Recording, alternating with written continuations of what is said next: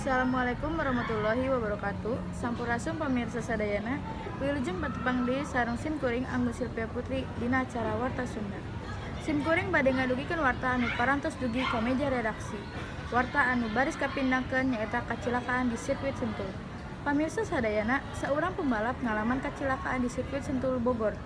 M. Iqbal Hakim nilar sanggeus ngalaman kacilakaan tunggal di kira-kira gulat start sirkuit Sentul. Ducati Panigale V4 anu ditunggangi Iqbal ngalaman ruksak parna. Hidlam sarta fairingna katembung pupus bakrek. Sumawanton degi sitang moge kasebat kites sarta panel instrumena hancur. Kacilakaan tunggal ieu henteu melibatkan pembalap lain. Disangka margi pengereman. Iqbal sorangan nyaeta pacinta dunia otomotif sarta dipikawano nu boga sababaraha moge anu boga power luhur. Sajabat eta Iqbal mangrupa saurang aktif di channel YouTube sarta kaasup vlogger. Pamirsa musa kitu anu pikahatur wilujeng patepang deui dina warta anu sejen.